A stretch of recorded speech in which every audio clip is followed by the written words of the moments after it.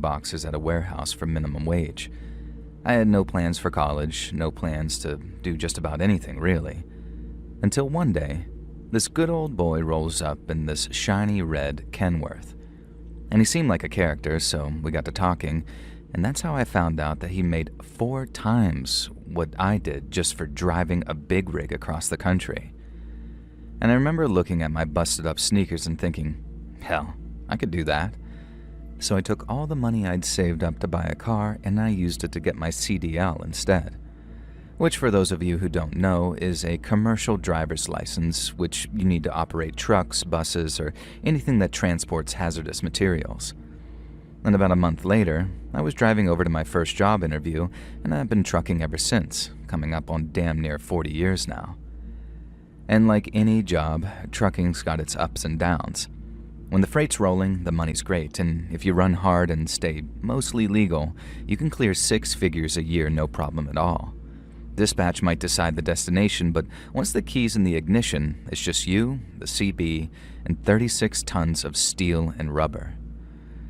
I've seen the whole country on somebody else's dime, and as long as the load's on time and you ain't tearing up equipment, there ain't nobody breathing down your neck.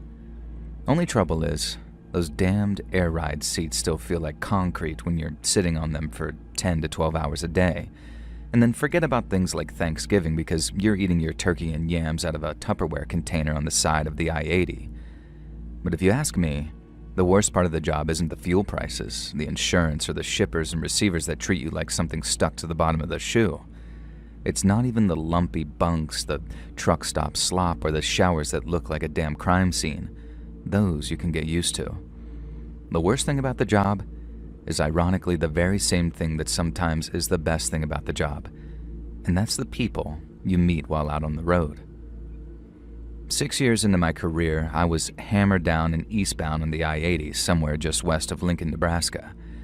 Now, it was around 2 in the morning and it was just me and my engine doing about 68 while she sang that old Detroit song of hers. My CB was quieter than a church mouse, and the only thing breaking the silence was the wind whistling over my cab. And then suddenly, out of the dark, I caught a glimpse of something pale moving on the shoulder. I slowed the rig a little and flipped my high beam down, and then there she was, a girl of no more than about 19 or 20 years old wearing a thin white sundress. Her hair's all wild and she ain't got nothing but sandals on by the looks of things, and she's sticking her thumb out, trying her damnedest to get me to notice her. Now, I've heard every scary story from here to Reno about picking up hitchhikers. The ones about scamming lot lizards, the ones about nutcases or robbers, even the old vanishing girl spooky story that every trucker must have heard 100 times by now. Usually I'd have just kept on driving. Ain't my circus, ain't my monkey, as they say. But like I said, something about the way she looked had me easing that 389 Peterbilt over onto the shoulder. And I set the parking brakes, hopped out of my cab, and then started walking back slow so I didn't spook her. And when I was close enough, I called out to her, asking if she wanted to ride. And she just nodded, and then came bounding down the shoulder toward me. Now up close, the backpack that she was wearing made her look even younger. I noticed the mascara streaks down her cheeks and the little bruises on her arms like somebody grabbed her a little too hard. And when she got close, she thanked me with a very shaky voice and then walked around the passenger side and helped herself into the cab. Now, after I got us rolling again, the girl stayed silent in the passenger seat for maybe 10 to 15 minutes. I told her that whatever ran her out there in the middle of the night was none of my business. But whatever it was, she didn't have to worry about it in the cab of my truck. She told me her name was Riley and thanked me for giving her a ride. I told her it was no problem, that I'd like to think someone would do the same if that was my daughter out there at the side of the highway. When she told me I sounded like a good dad, but that she never got to know hers, I just apologized. I didn't ask any questions, I just said the world can be a cruel place for good folks, and I was sorry her old man wasn't around for her to know. Now, I didn't know what kind of reaction I was expecting, but I sure as heck didn't expect the girl to laugh. But that's what she did. She suddenly let out this loud burst of hyena's laughter at what was supposed to be a heartfelt consolation. She'd been so quiet that the sudden outburst kind of shocked me a little, and then I stayed shocked when she told me her father was just a sperm donor, her words, not mine, and that he'd done her a favor staying out of her life. Now, I'm no shrinking violet, so I'll admit to letting out a bit of a laugh of my own upon hearing that donor line of hers. I figured that in a get tough or die sort of world, this young lady had simply gotten tough. But there was more to it than that, much more to it. I tried to change the subject away from family and ended up asking her where she was headed and if she was in school. She gave cagey answers to both and then decided to ask some questions of her own. Now, I was open and honest with her, told her where I was headed and what I was hauling. She asked what it was like being a trucker, if I slept in my truck, and if I ever got spooked staying up overnight in some shady truck stop. But then, Riley asked if I was married. It wasn't suggestive at all, just curiosity. But once again, I told her the truth and said that I'd been divorced for coming up on 5 years by that point. I put it down to how young she was, having not learned all her social graces yet. But she did not avoid the topic. Instead, she asked, "Did you love her?" And I nodded but stayed quiet, a hint that it wasn't exactly my favorite topic for small talk, and that's when Riley asked, "Did you hit her?" Now, put it down to some fatherly instinct, but my reaction as that little doozy of a question was way different than if a grown man had asked me that question. I didn't yell, I just simply told her no, and then figured the reason that she asked was because she'd seen her own father do the same thing. Riley replied that I didn't look like the type, and then there was a brief silence before she asked if I had any kids. I said yes, that I still considered myself a father, but the daughter that I shared with my ex-wife passed on about 10 years before when she was just 18. Now, I figured Riley wouldn't exactly treat the subject delicately, but I also figured maybe that was just her way. And so when she asked me, "Did you touch her?" I almost slammed on the brakes. I said I wasn't sure where she'd come from or what her story was, and neither was it any of my business, but I also advised her that questions like that, especially when asked of perfect strangers, would only invite trouble on herself. And her face turned very sad, and then she stayed quiet for a minute, almost like a scolded little girl. And I felt really uneasy, but more at the question of what in the Sam hell happened to this girl that made her so comfortable asking questions like that. Now, I stayed quiet myself, letting that question bounce around my brain as the answers got scarier and scarier. And then finally, Riley spoke again. She turned her head and with this sort of sly look on her face said, "Come on, you never once found yourself looking at her? Felt your eyes wander?" I wouldn't say I exploded, and again, it was pure paternal instinct which kept me from kicking her out of my cab. But from there on out, it was no more Mr. Nice Trucker.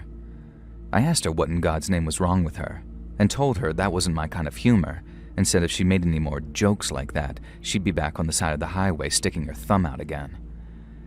She didn't pull the scolded little girl act again. Instead, she let out another one of those hyena laughs before sighing like it was the funniest thing in the world.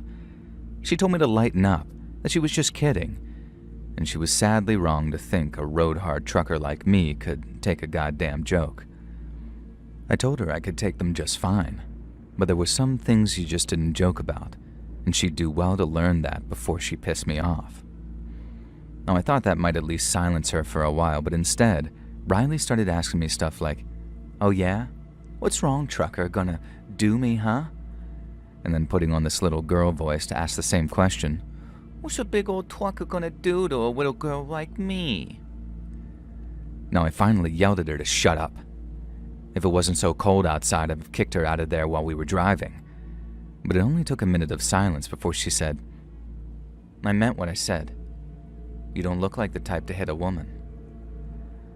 Now, I guess that lowered my blood pressure a little because I didn't feel like slamming my foot on the brake anymore. But then she hit me with, "But you do look like the type to F your daughter, pervert." Well, I just about blew a goddamned gasket. I didn't actually slam on the brakes. You can't do that in a big rig without risking some serious damage to your coupler.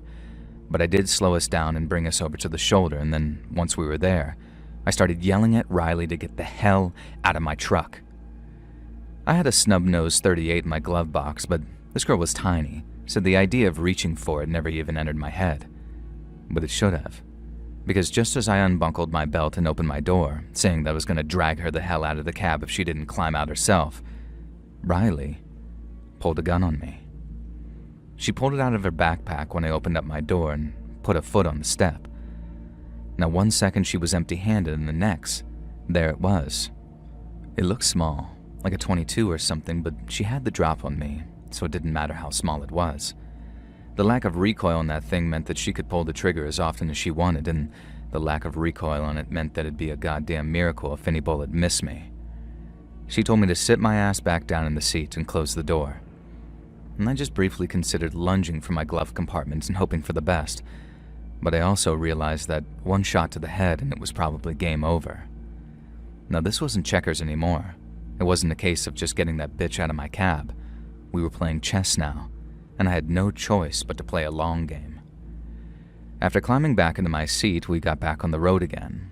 Only this time I was driving much slower because if anything happened and we went off the road, I didn't want to be driving so fast that the cab burst into flames. When I asked how far she was going, Riley, which most likely was not her real name, told me to shut up and keep driving. And this was just my anger talking, and I know that I've been better off keeping my damn mouth shut, but something slipped out anyways when I asked her, "Do you even know how to use that thing?" She told me of course she did, that her daddy taught her to shoot so she could keep herself safe from perverts like me. Again, this was her choice of words, not mine. And believe me, she wasn't saying it because of some scar that she'd had deep down. She was saying it to taunt me, nothing more, and I could hear it in her voice. When it came to knowing how to use that pistol, Riley said that I could ask the man who tried taking her to his hotel room back in Denver, who also believed she wasn't capable of using it. But the girl was also quick to add that I'd have a pretty tough time talking to him since she left him lying on the floor of that hotel room, dead as a doornail. And I noticed that she said that about her father, and since I couldn't resist, I called her out on it. I reminded her how she told me that she didn't know her father, and in response, she gave me another one of those hyena laughs. She told me I was a dumb mother effer for believing such a sob story, and that I shouldn't be so gullible in the future. I remember how she smiled when she asked if I believed her about killing a man back in Denver. I told her I'd be a fool to believe anything that came out of her mouth by that point, and once again she laughed. She said she figured I might say something like that, so she brought something along with her from Denver to prove she wasn't lying. She asked if I wanted to see, and with both hands on the wheel, I told her I didn't think I had much choice in the matter. The girl laughed, and then reached into her backpack again and pulled out a Tupperware container filled with what, at first, appeared to be mud. And when she cracked the lid and the smell hit my nose, I knew it wasn't mud. It was some type of congealed blood, and whatever was floating in it was starting to turn. At first, when the girl told me to look at what was inside, I ignored her and kept my eyes on the road. But this only made her angry. She pointed the gun at arm's length, dramatically like, so I could see it clearly, and then she said that she didn't give a good goddamn if it made us crash, because she'd scramble my brains if I didn't do as I was told, and look. Now, I can't express how certain I was when she said that she was serious. I mean, this girl sounded unhinged, truly unhinged, like her sanity was holding on by just a few thin threads. I've had a gun pointed at me maybe a half dozen times in my life, but I only twice truly believed that the person would pull the trigger. Once, I was being robbed by a meth head that I described as barely human, and the other time was in the cab of my truck with that girl, who wasn't named Riley. And so, since I believed wholeheartedly that she was crazy enough to risk her own life by shooting the driver of the big rig she was sitting in, I looked at what was in that container, and when I did, I almost puked. Floating in what looked like dark red jelly were two meatball-sized oval-shaped organs made of a much paler flesh. I knew what they were from the first second I looked at them, and as I stared at them for that brief moment, the smell of them turning hit my nose, and I almost lost my stomach there. I turned my eyes back to the road and kept one hand on the wheel, but I had to cover my mouth and nose with the other as I gagged to keep myself from throwing up. The girl thought that was the funniest thing she'd seen so far, and she cackled like a witch as I coughed and retched. She told me not to worry, because she cut them off of the guy in Denver after he was dead, and not before, so I wouldn't have to worry too much when it happened to me, too. And that was the most terrified I'd ever been in my life, without a shadow of a doubt, and I'm not ashamed to admit it either. I knew that the girl had lied to me once before, and just for kicks, but the evidence of what she'd done was right there in front of my face. At least, I thought it was. Because when I asked Riley if those things in the container really were what I thought they were, she started laughing again. She said they were pig testicles, and I was a coward and an idiot for thinking that they were anything else. I knew better than to say anything by that point, and I just kept on driving. And thankfully, we didn't have to go much further before the girl demanded that I pull over at an upcoming truck stop. I did as she asked, watched as she pulled her gun closer to her chest so anyone outside couldn't see it. And then before she got out, she gave me some big speech about how she normally killed a man before leaving, so they wouldn't come after her once she got out. But in her mind, I was the exception. She said that she knew I wouldn't come after her, and that I wouldn't try to hurt her either. She figured I had a gun somewhere in the cab, and she was right, but she also knew that I wouldn't use it on a girl who reminded me of the daughter I'd lost. No matter how much I hated her, no matter how much I wanted to make her pay for being such a goddamn demon, she knew I wouldn't take away her chance to live, not without feeling like the same kind of evil that had taken my own daughter away. And the worst thing, she was right. Even after she climbed out of the cab and went walking off to find her next plaything, I couldn't bring myself to do anything but drive off, praying that she'd find her way and make a decent life for herself after, whatever it was that she'd endured. I only came out from under that spell once I was about 30 miles down the highway, and I decided the only thing to do was report her to the cops. I ended up stopping at a diner and calling in the whole thing to the local sheriff's department, and they gave me a reference number that I could use when calling them back in the future, but after calling maybe half a dozen times, I heard that there was never any progress and they didn't find the girl. I still hope she found a way to get better. I don't believe anyone is born evil, but a part of me thinks that if that girl pushed her luck a little too far one day, that she might not even be around anymore, let alone getting better.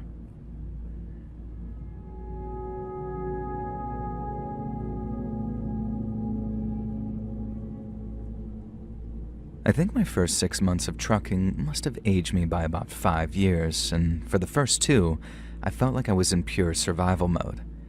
Everything I was taught in CDL schools seemed like it was written by someone who sat behind a desk, not a wheel. And no matter how many pamphlets you read or video seminars you watch, nothing prepares you for backing up a 53-foot trailer in a truck stop fuel island at 2 a.m. and with 4 other drivers waiting behind you. I must have burned through 100 gallons of gas just practicing backing up in empty lots, ideally at night too, when nobody could see me sweat. And although I've obviously gotten better over the years, I still get tight in the chest whenever I see a truck parking in rear on a receiver that looks a little too tight. Needless to say, the learning curve was brutal. And in my 3rd week, I forgot to crank my landing gear all the way up, which cost me a damaged trailer and an $800 deductible. And I also learned really quick that the whole 11-hour driving limit isn't a suggestion. I remember I hit 10:59 one night and I thought that I could push for another 45 minutes or so to get home. Maybe 20 minutes later, I literally started seeing the reflectors on the white line start dancing in front of me.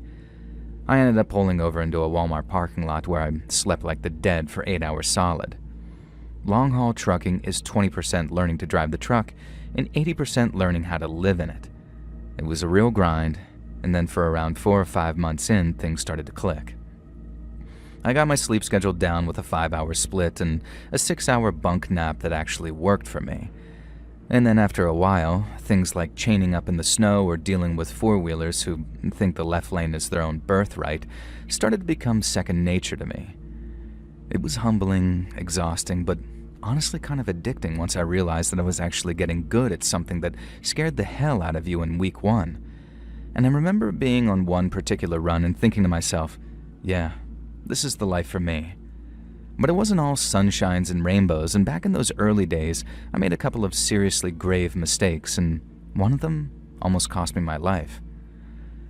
And so one morning I'm cruising through Oregon just after crossing the Idaho state line on the 84, and it's one of those gray Pacific Northwest days. I'm in the middle of nowhere, and it's me, my radio, and a flask full of Go Juice.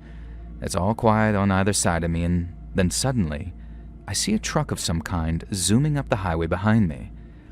Now, as it got closer, I realized that it was a blacked-out Chevy pickup with tinted windows and no markings, and it was flying up my driver's side so fast that I might as well have been parked. Now, I remember thinking, who the hell is this asshole? But no sooner had that question entered my head, my rear view lit up like the 4th of July. The driver of the black Chevy had placed a set of red and blue LEDs on the top of his truck, and the moment I saw them, my heart jumped straight up into my throat. Unmarked units freak me out, man, and they still do. So as those lights are strobing so hard it looks like a damn rave was popping off in my mirrors, I flicked on my four-ways and then slowed as I tried to find a spot that isn't a 6-inch shoulder with a guardrail. After my tires hit the rumble strips, I threw on the parking brakes and then sat there with my hands at 10 and 2 like I was taught. You don't reach for crap when you're getting pulled over in a rig because cops do not like that height difference. Anyway, the truck's driver hops out and he's wearing a full tactical vest and pistol belt. He's got no state police hat, just a badge attached to the same belt as his holster, but I couldn't make out any details on it. And as he came walking up to my driver's side like he owned the highway, I was running every possible thing I could have done wrong in my head. Be it my logbook, my lights, my plates, my overweight, or my IFTA sticker. I rolled my window down slow as the guy got closer, and then stopped, and peeked around my cab for a second before he spoke like he was looking for Escobar hiding in my bunk. Now, I wished him a good evening, even called him officer, and then when he asked for my license, registration, logbook, and medical card, I handed them over. Now, I waited a couple of seconds as he looked them over and then asked who he was with. And without even looking up at me, he just simply replied, "State," and then kept on looking over my stuff. Now, he looked for no more than maybe 10 to 20 seconds, but it felt like much longer. Now, meanwhile, I'm just sitting there with my hands at 10 and 2, hoping he's just gonna tell me that I got a faulty taillight or something and then send me on my way. But then instead, he told me to step out of the cab because he wanted to see what was inside my trailer. Now, my stomach just about dropped straight through the frame rail when he said it, not because I was doing anything wrong, but because I was still so terrified of making a mistake and losing the respect of my boss and my fellow truck drivers. And after putting on my high-vis and climbing out of my cab, I walked around to the back with the guy in his black uniform, and he tells me to break the seal and open her up. Both doors, too, because he wants to, quote, see all the way up the nose. And all the words and terms he used, they made me think that he had a lot of experience, so even though I didn't recognize the badge on his belt and didn't have any name tags or an insignia on his shirt or vest, I just sort of went with it. I pulled my Gerber and cut through the plastic bolt seal, number 7829991K, I still remember it, and then dropped it into my pocket like I'd been taught. I swung open the right door first and then the left, making sure to latch them both back. And the whole time the guy was watching me, arms crossed, cold as ice. I wasn't 100% sure what the load was, I just knew that it was written in as sporting goods, but that's not what a cop would have been interested in, not unless they got a tip that we were moving drugs or something. No, instead, I figured he just wanted to check my pallets, make sure that they're floor-loaded, tight, and no more than 3 tiers high, etc. Some cops get antsy about voids either, as in like small spaces between your pallets. But this guy didn't strike me as a regular traffic cop, and neither did he seem interested in the spaces between the pallets. I told him my bills were clean, that there was no hazmat inside, and nothing which required temp control either. But he didn't say a single word in reply. Instead, he just kept on checking what I was carrying, until he suddenly started poking his lights between pallets, kicking straps, and checking for false walls. I figured it was useless to ask the guy what he was looking for, so I just sort of stood there watching him as he took one last look in the scuff. And after that, he came walking back toward me before hopping out of the truck and looking like it was something he'd done 1,000 times before. I asked the guy if I was good to close the trailer over again, but I knew that he wouldn't leave just yet because I needed the paperwork to explain why the seal was broken. But then instead of answering my question, he asked if I got the truck's keys on me. I told him no, that they were in the cab. but the guy told me to stay where I was and that I needed to hang tight for him. And it was only then that I started to get frustrated, but I didn't get mad. I just asked him what was going on. But once again, the guy ignored my question, and then he raised 2 fingers to his mouth and blew a loud, ear-piercing whistle. This is the part where I started to get really confused, not to mention nervous too, because the second the guy whistled all loud like that, maybe 12 to 15 of his buddies appeared from the nearby tree line and then came running towards the truck. I panicked, and my first thought was to run for the cab, but as I started to back up away from him, the guy pulled the pistol from his holster and told me not to move. All I could do was freeze at the sight of the gun and raise my hands in this sort of don't shoot me kind of way. I didn't have the right certification to drive long haul with a gun, so I kind of just screwed up either way, so like I said, all I did was freeze up. And the only thing that got me moving again was when the guy told me to get on my knees. And since I really didn't like the idea of that, I told him no, while I just kept on backing up towards my door. Now I'm proud of myself for that little piece of defiance, no matter how brief it was, but it didn't last. And after the guy cocked that pistol back, had it ready to fire, and gave me the order a second time, it was like my knees involuntarily buckled underneath me. I didn't want to comply, but I also knew it was my best shot at staying alive. If I ran, I had maybe 20% chance of getting away. But lunge at the guy and try to be a hero, then I was a dead man. So I kneeled, put my hands behind my head like he asked, and then watched as he took a few careful steps towards me and put his pistol right up to my forehead. Now call me dumb all you want. I know I was. But it was only then that things really clicked for me. Not even the biggest a-holes among the state troopers or feds would be dumb enough to put a gun to a man's head, let alone an innocent trucker. Whoever these guys were, they weren't police, and I very much doubted that they worked for the government. Saying that, I couldn't rule it out entirely, not in the moment. And that's what pushed me to ask him, "Who the hell are you guys?" And as you can probably guess, he didn't answer my question. Instead, he did that same thing of asking one of his own. And with that gun pushed right up against my forehead, the guy asked if I was an American. And then when I told him yeah, he told me, not just a citizen, and then asked if I was a real American. I didn't know exactly what he meant by that, because what the hell does a real American even mean? But all the same, I told him I was born and raised in New Jersey, so yes, I was a real American. And there was a moment after that where I was kind of thinking, is this guy from immigration or something? What the hell is this? But then, just from the look on his face, I knew this was almost personal for him. He didn't look at all that satisfied with my answer, and then after asking my name, he asked me, "Are you a Jew?" Now, I'm not Jewish, and although my dad was also born and raised in New Jersey, his parents are both from Turkey, and I inherited some of their darker features. And that actually wasn't the first time that I'd been asked if I was Jewish, but the first time, I just calmly explained that no, my dad was Turkish Muslim. But obviously, given the implication of the guy's question, I knew it was not a good idea to tell him that. And so instead, I thought on my feet and told him my dad was Greek. Greek Christian, too, just because I figured that that was what he wanted to hear. But again, he didn't seem entirely satisfied with that answer. Now, it looked like he was thinking for a second, and then he nodded and gave me the closest thing I got to an explanation. He said since I was a real American, I should be happy that he and his buddies were getting their hands on the contents of my truck. He told me to be a good little citizen and reported exactly what had happened so I wouldn't lose my job. But he also said that I could be happy that the goods were going to a very worthy cause, and that what might hurt me in the short term, and very superficially at that, would benefit me a whole lot in the long term. And while he's saying all of that to me, his buddies, who were also wearing all black military gear and a lot of face masks too, were busy unloading my truck. And I later found out that the sporting goods that I was trucking were more like a home defense haul, because it consisted of a lot of ammunition, a ton of MREs, and even things like bulletproof vests too. It wasn't all stuff like that. There were a lot of blaze orange hunting clothing in there too, but those boys in black seemed to know exactly which pallets they were supposed to be looking for, and once they had as much as they could carry, they hauled ass back in the direction of the tree line carrying 2 or 3 boxes apiece. The guy in front of me, who was just wearing sunglasses and a baseball cap, kept that gun on me until all of his buddies were out of sight. And then he asked me something which had my heart pounding in my chest.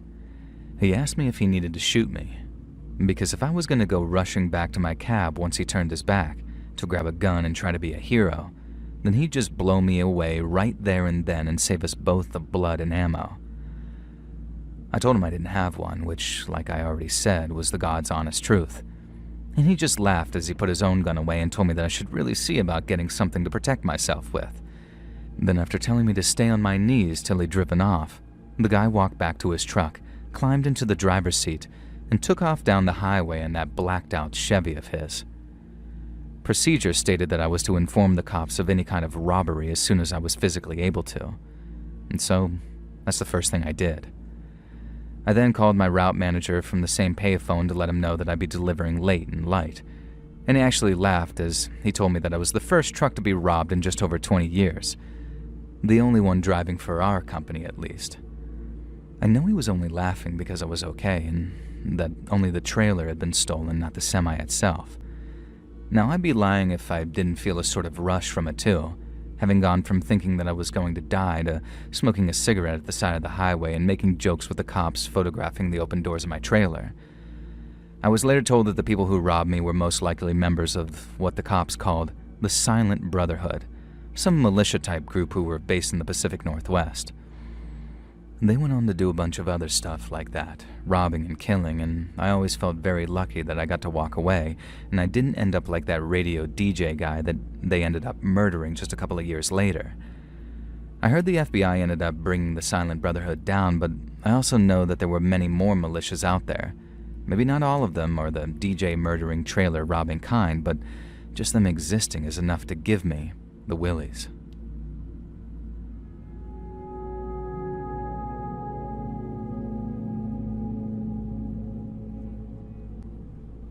In my 25 years as a long-haul trucker, I've been to some incredible places, and I've met some incredible people, too. It never ceases to amaze me how kind, compassionate, and downright wholesome folks can be to one another and to me. But it also never ceases to amaze me just how damned creepy some folks can be, too, and it stands to reason that it's always the ones you least expect. Many years ago, I was driving a big rig through Colorado snowdrifts, and on this leg of the journey, I was somewhere between Denver and Aspen, and it must have been close to 1 o'clock in the morning. Driving an 18-wheeler at night is one thing, but driving through snowy mountains at night is another thing entirely. Accounting for wind chill, outside temperatures reaching -10 degrees Fahrenheit, and then while it's snowing, all your high beams do is create a wall of bouncing light that can cause some really nasty headaches. And all your road markings, reflectors, and shoulders just vanish under the drifting snow, and then there are patches of black ice that you don't know are even there till it's way too late to do anything about it. Mirrors turn to useless bricks of snow. Gas gelling can cause a whole bunch of engine problems, then hit the brakes in the wrong way, and you can jackknife an 80,000-pound piece of hardware. Needless to say, it can be really tough on a man's nerves, especially if he doesn't have much experience out there on the road. And that's exactly what kind of situation I was in, when something just about scared me half to death. So, I was rolling down I-70 and I'd just passed Wheeler Junction headed westbound when out of nowhere, this little pink blur stepped out in front of me from the snowbank on my right. It was like time slowed down for a second. I knew it was a little girl. I knew the only thing that I could do to save her life was slam on my brakes, and that's what I did. The Jake brake screamed, and the trailer groaned as my ABS, the anti-lock braking system, hammered like a machine gun.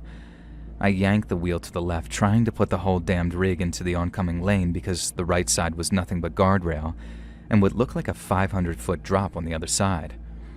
Snow was flying up the tires, chains were rattling like they were fixing to shatter, and there I am, praying harder than I ever did in church that this trailer doesn't jack and take that little girl with it.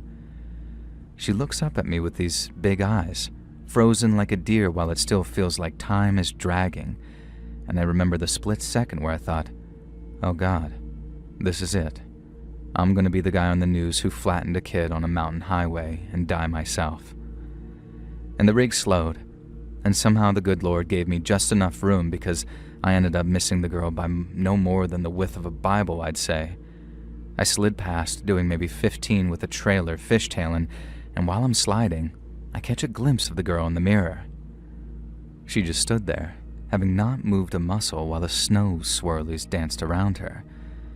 I got my rig stopped maybe 100 yards down when it finally came to a halt. My heart was pounding so hard it felt like it was about to explode. I looked out into my side mirror, which I could now see out of thanks to all the snow having been shaken from it, and there she was, still standing there, looking like she was half frozen already. I set the brakes and turned on my four ways so that people could see my lights before they saw my truck, then hopped out into the powdered snow piled up on the shoulder. The wind was cutting through my jacket as I sort of went back up the hill, back when the little girl came into view again, and I called out to ask if she was okay and where her mama was. But all she did was look at me with those big eyes, all quiet, and then when I saw how blue her lips were, I walked over and scooped her up. She was as light as a sack feather, and she didn't even fight. She just buried her face in my jacket as I hustled her back to my truck.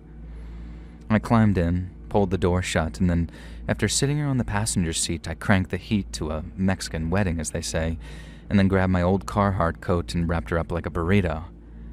She didn't talk for maybe a good 10 minutes. She just sat there, all bundled up with her teeth chattering so hard that I thought that she might hurt herself. I poured a little bit of coffee from my flask into a cup, and she managed a few sips and then just curled up and stared at my dash lights like they were hypnotizing her.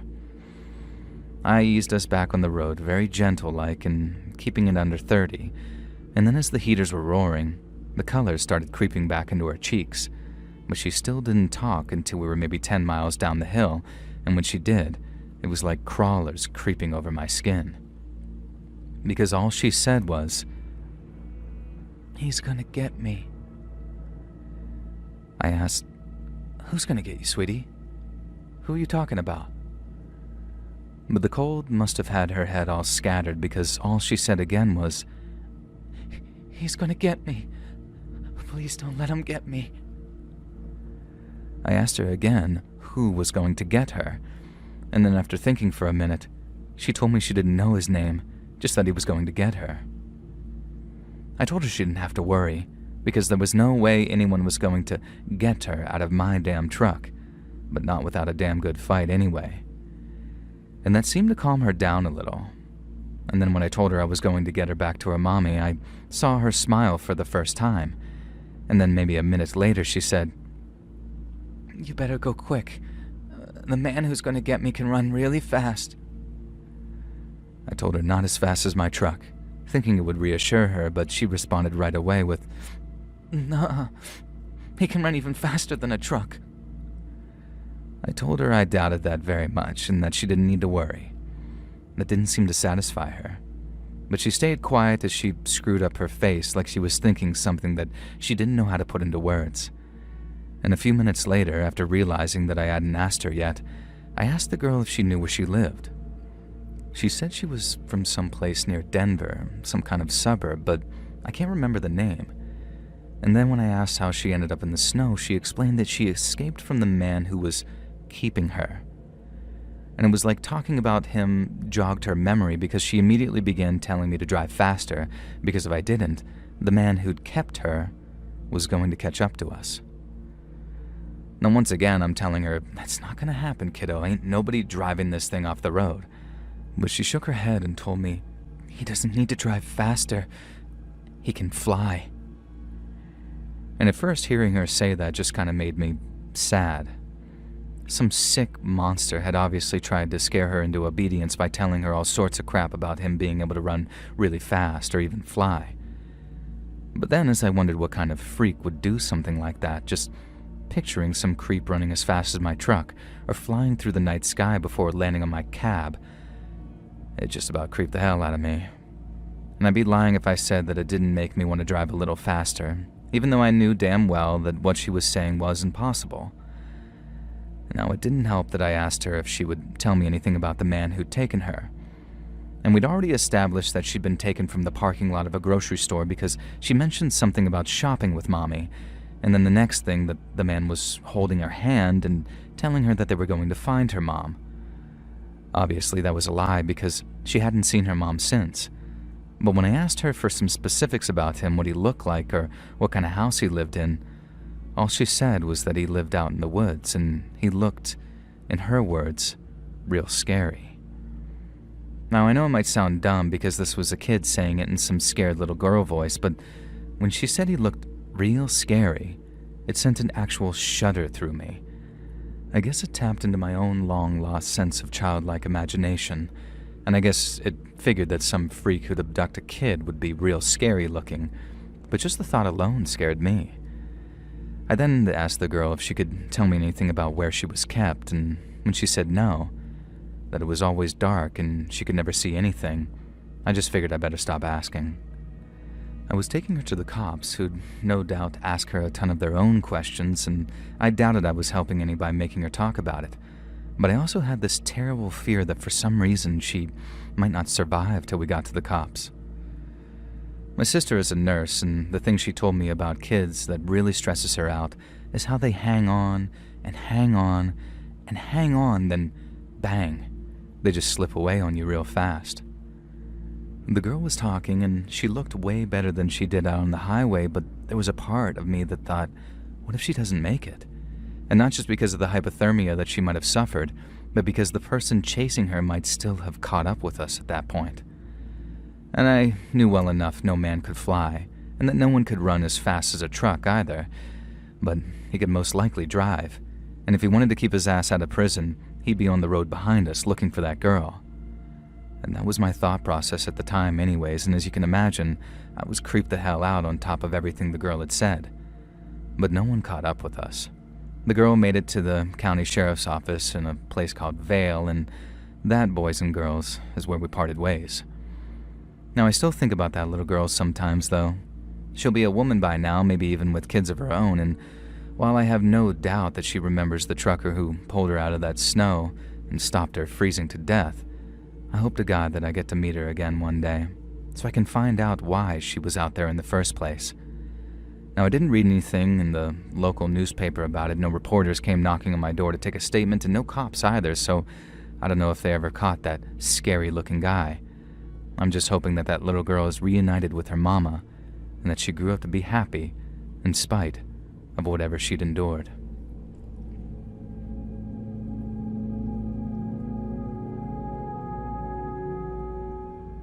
I used to work at this trucking company out in California.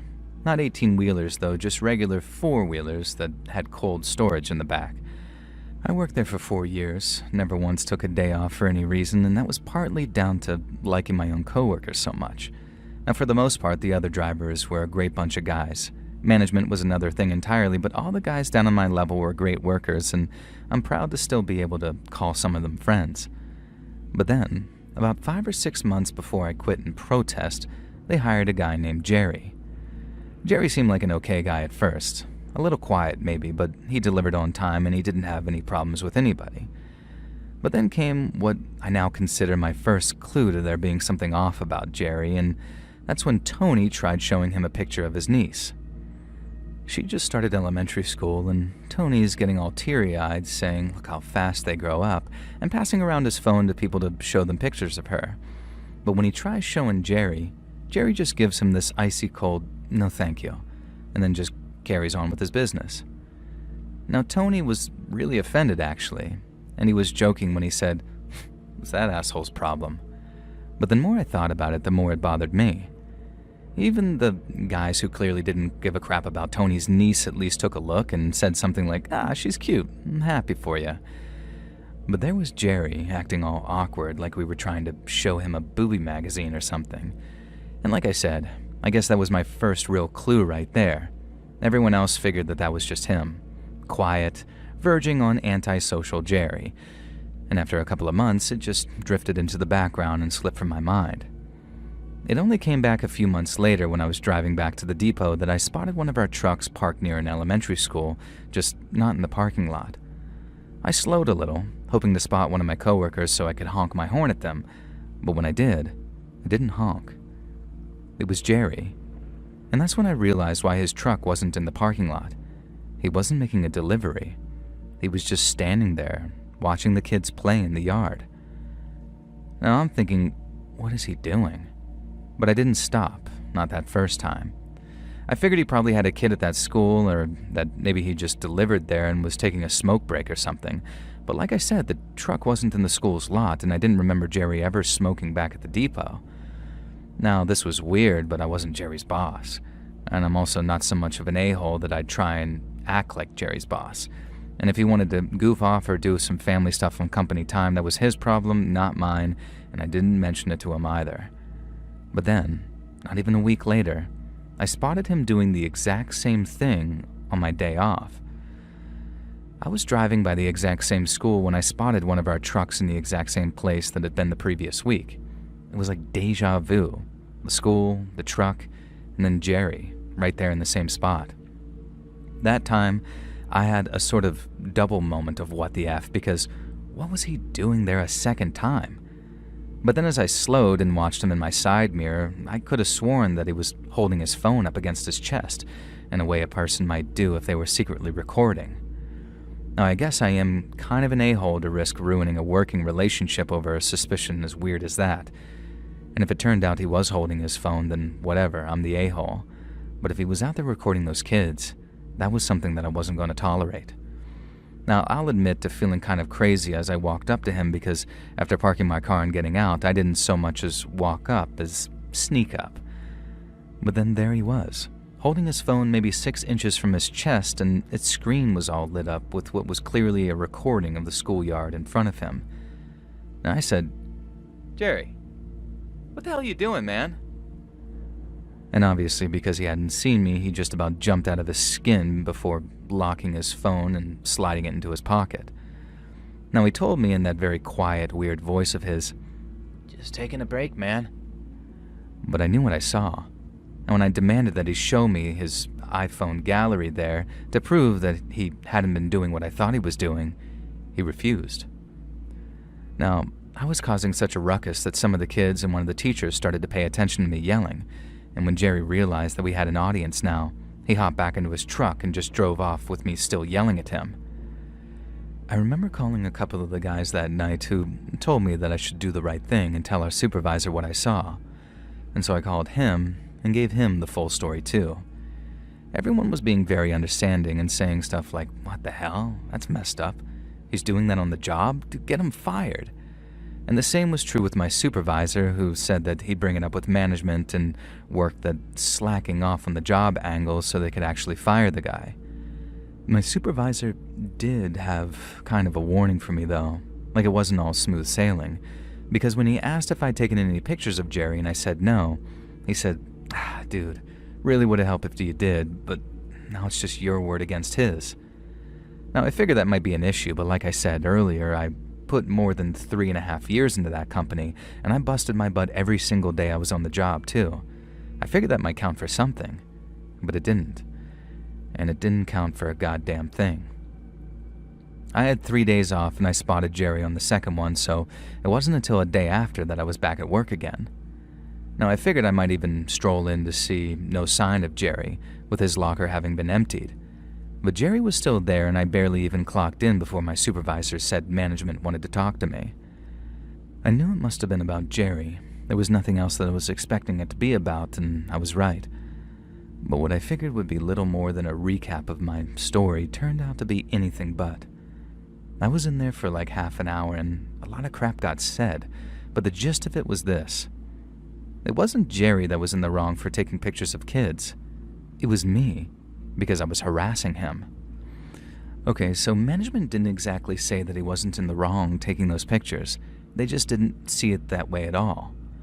Based on what they'd been told by Jerry, he had an interest in photography, and when I decided to violently accost him, he was standing nowhere near the elementary school in question, and neither was he facing it. Jerry claimed that I'd taken a dislike for him ever since he started, and what I was doing was nothing but an attempt to get him fired and force him out. I told management that was a lie and that me and all the other guys have been nothing but all right with him. And I also offered to get pictures of him doing his thing, just like my supervisor suggested I do, but they told me if I did, I'd be fired. Now, I say the meeting was with management, and it was more like between me and the HR guy that had been hired around the same time Jerry was. He was the one laying down the law and saying that I'd be fired if I carried on harassing Jerry, and he did it all while looking and talking at me like I was some brainless idiot.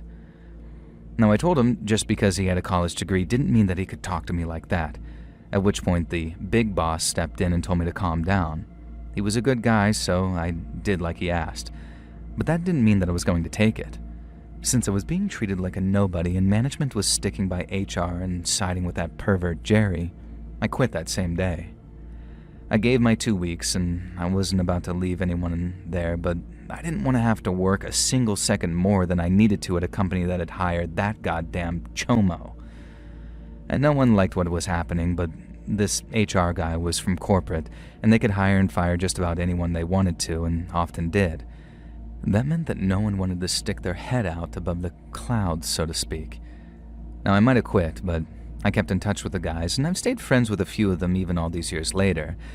And that's why, maybe even 7 or 8 months later, I was one of the first people to hear when Jerry got arrested at work.